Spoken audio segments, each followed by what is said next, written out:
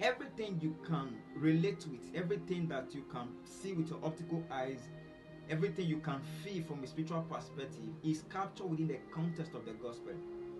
That's why in Romans chapter 1 verse 8, it says, "Ye shall receive power after the Holy Ghost is come." Then assignment was discharged. Our job descriptions was well articulated by Jesus himself, talking about the evangelical aspect of faith, infiltrating nations, permeating into societies, and capturing it for Jesus.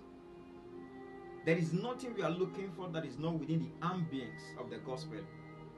We talked about power, we talked about the manifestation of the Spirit, we talked about the prophetic, we talked about the giftings, we talked about the blessings, we talked about the favor of the Lord. Everything is captured within that gospel.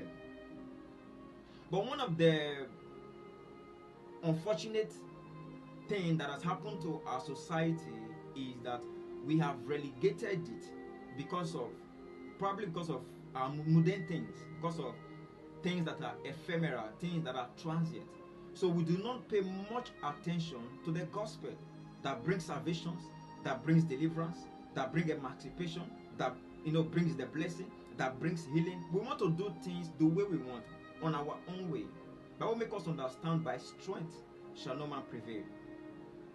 The things we want to achieve by human way, by human power, by our intelligence, by our connection, are captured effortlessly in the gospel. That means the more you relate to the gospel, the more you relate to the power of God. He said, "For it is the power of God unto salvation." The more you relate to the gospel, the more you relate with power.